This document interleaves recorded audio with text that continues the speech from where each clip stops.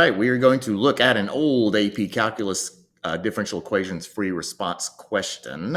This is from the 2007 exam, Form B, number 5. There's no separation of variables in this one. So if you are looking for that, you have to go somewhere else. If you want to print this problem, you go to two places. This bit.ly link, which is my own version of it, I simply retyped it, or you can Google 2007 AP Calculus exam. I spaced mine out to give you a little bit more room to work with. The one you found from College Board's website doesn't quite do that, but it works just as well. So let's look at the question. We have a differential equation. dy dx is half x plus y minus 1. And the first thing it asks us to do is to sketch a slope field. This one is a little bit trickier simply because of the fraction, but all we are doing to sketch a slope field is we are finding the slope of the curve at given points, and they indicate the point. So my first point that I'm going to start with is negative 1, 2. If I plug negative 1, 2 into the differential equation, my slope is going to be negative 1/2 plus 2 minus 1, which is negative 1/2 plus 1. That is 1/2. So through that point, I will sketch a slope of a line, a piece of a line with slope 1/2, which will look, I don't know, about like that. It's kind of big. And then I go to my next point. Let's try 0, 2. If I plug in 0, 2, that'll be half of 0. Hey, I know my 0 times tables. Plus y, which is 2, minus 1. 2 minus 1 is 1. So through that point, I'm going to sketch a piece of line with a slope of 1, which will be about like that. And then we're going to proceed to do this for the remaining 7 points. To expedite the video and speed this up, I'm going to pause it and work through these, and then I'll show you what my slope field looks like in just a minute. Okay, so here is my slope field in the end. And you don't have to show the computations. I'm putting it there just to be a little bit thorough. But there is my slope field. So I'm going to move on. We actually don't use the slope field anymore. That is it. So let's look at B. They want us to find the second derivative in terms of x and y. And the follow-up question is a little bit bizarre, but the second derivative question has been pretty common lately. I know we're looking at an old question, but they've asked this a lot lately. And to do the second derivative, this is going to sound silly, but we simply find the derivative of the derivative that they gave. But you do have to be careful. We are differentiating this equation with respect to x, not y. So when I'm doing the derivative of a y term, it becomes implicit differentiation. The derivative of 1/2 x is 1/2. That's fine. The derivative of y is 1. However, that is the derivative of y with respect to x. I must tack on a dy dx. It is an implicit differentiation problem, and the derivative of negative 1 is 0. So there I have an expression for the second derivative, but they do specify to write the answer in terms of x and y. And so to get it in terms of x and y, I must replace dy dx with the equation that is dy dx. So my second derivative in terms of x and y will be 1/2 plus 1 times dy dx, and dy dx is 1/2 x plus y minus 1. And you can leave it like that. That will be full credit. If you clean that up, just be very careful that you do clean this up correctly. I would not advise you do this. 1/2 minus 1. I think that's negative 1/2. So there's my second derivative in terms of x and y.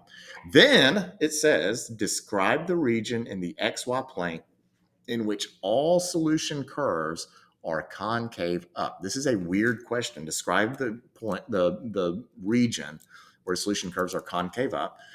Normally, when we think concave up, if we want to find when a graph is concave up, we set the second derivative equal to 0. We get the hypercritical numbers. We do a number line and determine when that number line is going to be positive or negative. The issue here is we cannot use a number line because my second derivative has x's and y's. You cannot use a single line to represent two variables, which is why they said the region in the xy plane. We actually have to do a number plane here, so to speak. So don't let that confuse you yet. I'm going to start with this concave up section, and a function is concave up when the second derivative is positive. That should be an immediate connection to concavity. Well, I have the second derivative right here. So I'm going to take that second derivative, and I need to figure out, and this question is really asking, when is the second derivative positive? Well, I can solve that for y, and I can say if y would be greater than negative 1/2 x plus 1/2.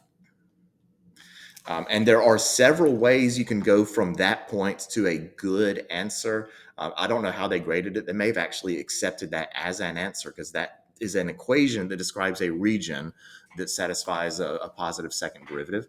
But if you want to channel your Algebra 1 brain, this is a linear inequality you can graph the line negative 1 half x plus 1 half. If that's a y-intercept of 1 half, negative 1 half x, I have a slope of negative 1 half. We will dash that line because we are not equal to, and if y is greater than, we would shade above. And I think a graph is usually not accepted. I probably would not graph that. However, if I wanted to describe in words the region that satisfies the positive second derivative requirement, you could simply say the region above the line y equals negative 1 half x plus 1 half contains concave up solutions. And there are, of course, other ways you could word that, but that is how I am choosing to word it. So that's a really bizarre question. So question B, interesting little follow-up to the second derivative. Now, the second derivative itself, fairly straightforward and common. Don't confuse that with easy, but it is a traditional question that has shown up a good bit lately. Then part C actually follows up on part B. Let f be a particular solution, and we have an initial condition, f of 0 is 1. That's the same thing as giving you the ordered pair, 0, 1. And they're asking, does the function f have a relative minimum, maximum, or neither at 0? And the instant you see these words, I call them trigger words. There are certain words in calculus that should make you think something immediately. And when I see maximum and minimum, one of the first things I think of is critical numbers. So my first question to myself, is x equals 0 a critical number? In other words, is your derivative at x equals 0, is that equal to 0? I hope it's not, because if it is not equal to 0, then this is not a critical number and it cannot be a maximum or minimum. It would be neither, and we can move on. Unfortunately, as I plug that ordered pair into the derivative, so my derivative at the point 0, 1 is going to be half of 0 plus my y coordinate, which is 1, minus 1, which is 0. It is indeed a critical number. So that means we now must investigate this further to determine if this is a relative maximum or minimum. And for relative max or min, kind of like for part B, where I was saying set the second derivative equal to 0 and do a number line, we tend to want to do that for relative extrema. However, we can't do a number line because, like before, the derivative is a function of x and y. So that's not an option. But I do have the second derivative, and you can analyze the concavity at a critical number to determine if we have a maximum or minimum. So I'm now going to find the value of my second derivative at that point 0, 1, and I have the second derivative right here. So I'll be half of 0 plus my y coordinate of 1 minus 1 half. And I end up getting a second derivative that is 1 half. That is a positive second derivative. That means that my solution, f of x, is concave up at the point 0, 1. And because a function is concave up at the location of a critical number, that critical number must be a minimum. Therefore, 0, 1 is a relative minimum.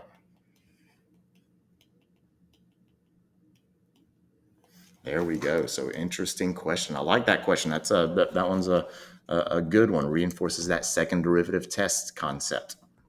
And then there is part D. And again, an interesting question. I think this 2007 question was quite challenging because it kind of bucks the trend for what you very frequently see with differential equations. They want you to find the values m and b for which this is a solution. Now, they are giving you a proposed solution. If they give you a proposed solution, one of the best things to do to verify that it is indeed a solution is to take the equation for y right here. I'm going to plug that in for y.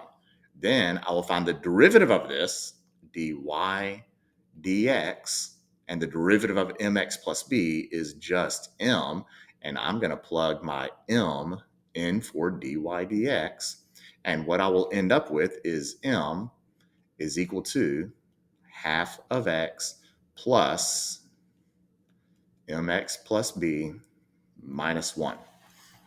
And so that is what I have when I substitute it in, when I substitute the solution in for y and its derivative in for dy dx, I get this equation.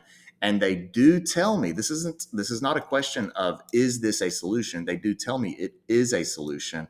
We just have to figure out what do m and b have to be so that this ends up being true. And what I'm going to do is I'm going to, well, you can't really do much to the left side. On the right side, I'm going to go through this arduous task of ignoring the parentheses. And then out of my x terms, I will factor the x, giving me m is equal to 1/2 plus m times x. And I'm going to put the x on the right side, plus, and then I have a b minus 1 left over. And what I can do now is I can look at the left and right sides, and I'm going to channel a process that we kind of use in the process of partial fraction decomposition. I'm going to look on the left and right sides, and if these are equal, then their coefficients of each term should be equal as well. In other words, if I have a 1/2 plus m x's over here, then that should equal the number of x's on the left side, but there are no x's. There is a 0x. M would be a constant. That means that 1/2 plus m must equal 0. So if 0 equals 1/2 plus m, I now know that m is negative 1 over m. M is negative 1/2. Similarly, the constant, the stuff without the x, the constant b minus 1 must equal the constant m over here. So b minus 1 must equal m, but I just figured out that m is negative 1/2. So b minus 1 is negative 1/2. Add 1 to both sides, and b is positive 1/2. And there we have, I shouldn't box my answers. It's a good idea not to box your answers on the AP exam. So I'll leave it like this. So there are your values of m and b such that y equals mx plus b is a solution to this curve. And that is it for the 2007 problem.